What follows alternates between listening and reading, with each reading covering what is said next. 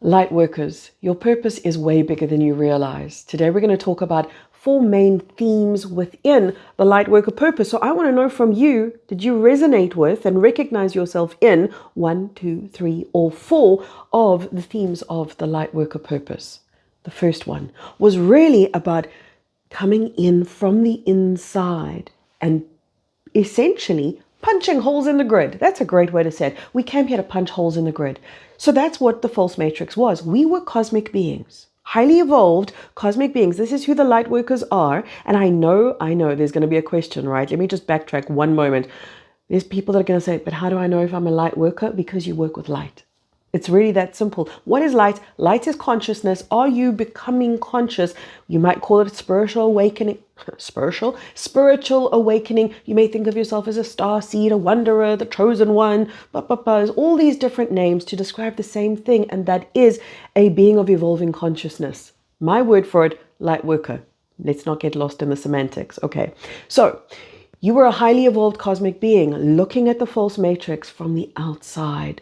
Realizing, those guys on the surface, they've gotten stuck. They've had so many hundreds of lifetimes, some of them even thousands of lifetimes here in the false matrix that they have so embedded themselves into the matrix that they don't see it anymore. They are so lost. And in that lostness, we try to tap on the glass. Think of it that way. Remember, false matrix is a quarantine zone, an invisible energetic prison. And we were tapping on that prison going, wake up, guys, wake up. And they just couldn't hear. So we realized the only way that we can really serve them, not to interfere with their process and do it for them, because that derails everything. We knew what this was. This was an ascension lifetime where the false matrix was grappling for survival, and we came in to essentially be part of a rescue mission to support the ones who'd gotten stuck here on planet Earth, but also to steer this ship home, right? God, this is our journey is just something that is so unimaginably beautiful and enthralling. So sometimes when I hear people say, oh, my life is just so mediocre, I'm not here for anything special, it's just because you don't know. And I don't blame you for not knowing. You forgot. We all did. The real beauty, the real magnificence of who we are. On that note, I like that word, magnificence. When you listen to me talk about the chosen, I'm only talking about people who chose. That's what the chosen are. They are those who chose to come here. That's why I said all of these names ultimately mean the same thing. But I don't want you to listen to this and get a sense of, that means I'm really, really special. Instead, I want you to get a sense of, wow, I'm truly magnificent, because those are different energies. I'm special means I'm better than, but I'm magnificent means I just am magnificent, and everybody else can be as magnificent as me. It doesn't take away from my shine to see other people's shine. It's just confirmation of the divinity that we are. So we came here because we couldn't rescue them from the outside. We couldn't reach them from the outside, and we couldn't intervene with their process. But what we could do was come in as a human being, which was huge. I mean, we knew what we were undertaking. We knew we were going to come into the amnesia, the unplugging, the forgetfulness. That was part of the parcel of the Lightworker mission. But we had such faith. Imagine what faith we must have had in ourselves to know that all it was going to take was a little whiff, a little waft of light, of consciousness, to reinvigorate, reactivate the light within us and realign us back to our purpose. That's why your individual awakening is so important, because it's that waft for other people. Every time you looked into your world and said, but why? Oh, black sheep, yeah? Why is the world this way? Why are people this way? Why is society behaving like this? Every time you did that, you were looking essentially at the invisible wall of the false matrix, and you were trying to see through it. You were trying to see beyond it. When you looked at the rest of humanity and they were looking down, they were in subservience, they were in obedience, and you were in questioning. So you were always looking up and asking the uncomfortable questions that nobody else was going to ask. And this was already part of that very first theme of the Lightworker Purpose, to punch holes through the grid. That meant that you were always looking for something out of view, out of vision, and you were reaching beyond where most people were even willing to go to bring light in. And then when you bring light in, ta-da, there's part of the biggest purpose that we could have really elected to participate in, to collapse the false matrix from within. We're doing this because we understood that collapsing it from the outside was going to lead to a lot of collateral damage. We weren't prepared to allow for that. We also understood that collapsing it from the outside was an intervention of free will. So, there we are. We're bringing light into the false matrix. Point number 2 of the Lightworker Purpose is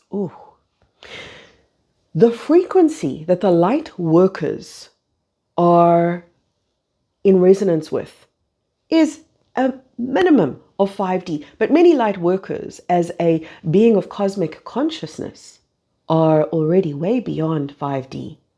So that meant that the light workers were capable of reaching a bandwidth when they were reaching beyond the grid and bringing light into it. Remember, by the way, that what they, the light workers, aka you and me, are doing is we're bringing light into a body designed to be a part of the false matrix. That's why it's so powerful. That's why all of the angelic beings, the galactic beings, who are ethereal beings and light beings, they wouldn't have the kind of impact that a human being would have, because the human body is encoded to be a part of the false matrix. When that human body starts bringing in high vibratory signals and light codes, that begins to dissolve the false matrix and actually have an effect on the false matrix. So we were bringing in not just, you're bringing light in, the bandwidth of light, the frequencies of light that we had access to, the cosmic light that we would long for. That was part of the Lightworker Purpose. We'd get homesick, which was not really ever a place. It was a state of being. We'd get homesick for the divinity, would step into longing for the love, and we would yearn and bring it in here. So every time a light worker meditates and they move into these higher realms of consciousness and bring it into physicality, into form, it's one of my most favorite things to do, by the way. It's such a simple technique, you guys, and I really just want to share it with you.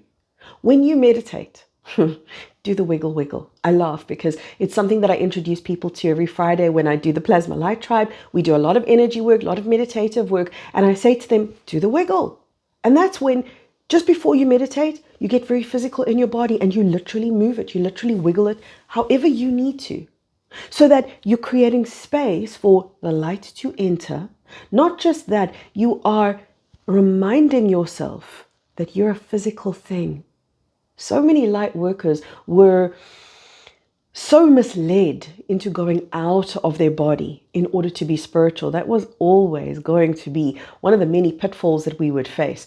The true power and potency of a light worker happens when they bring the light into physicality. So that good old wiggle wiggle is a lovely way of getting physically present. And then we do the same thing. When we come out of a meditation, I encourage people to wiggle again. Same thing, just very intuitively looking for the places in your body where maybe you need to move. Micro movements, macro movements, doesn't matter. But that bridging of light into flesh makes us capable of embodiment of cosmic frequency that ripples out into the false matrix and collapses it from within.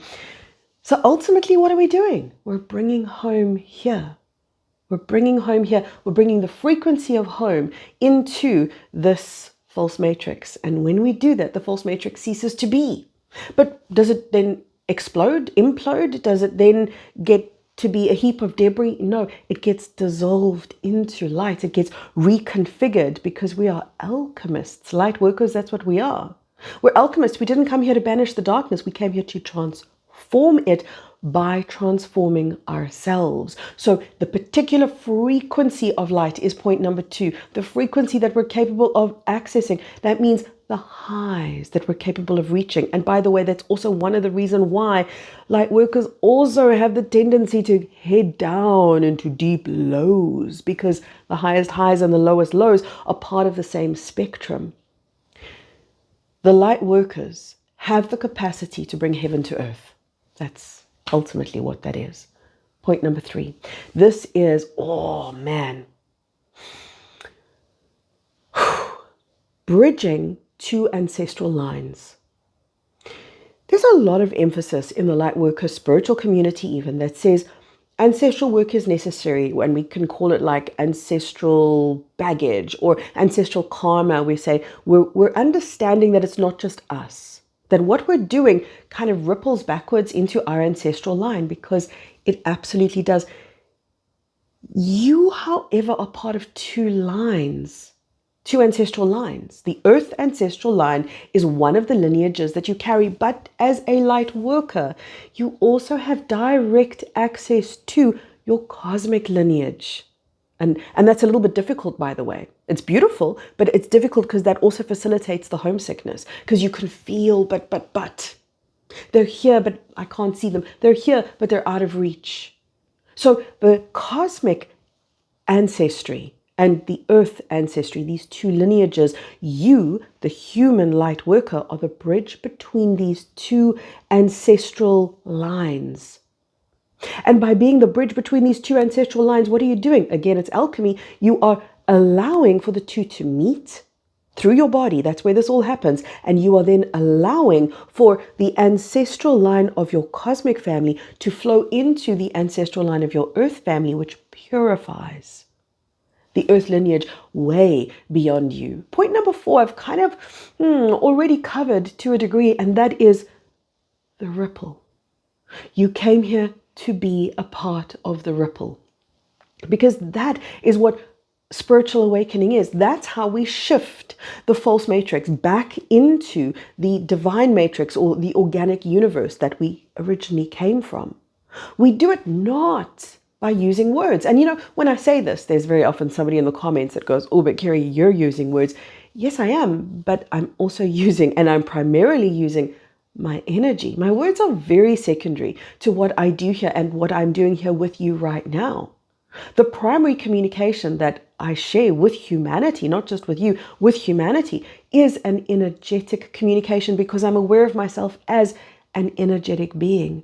And when that shift occurs, that we can truly become aware of ourselves as energy, we then step into experiencing the ripple. There's a meditation on my website called the Wholeness Meditation.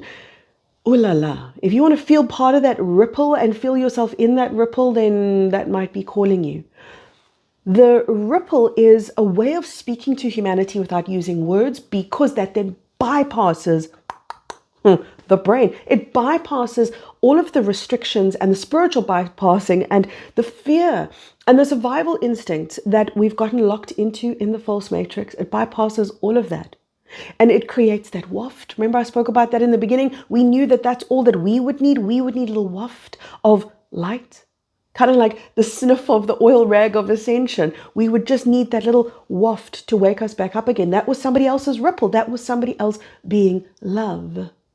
That was somebody else being purity, being tolerance, being kindness. That was the whiff that we needed to reorientate us and to reinvigorate us back into the ripple that we originally came from, so that we can be the ripple for others to help them to connect with where they originally come from. So this is what we're doing, light workers. We're waking the planet up from the inside. It really is an inside job. Now you know that your purpose is so much deeper, so much bigger than you ever made room for. So I want you to make room for it now.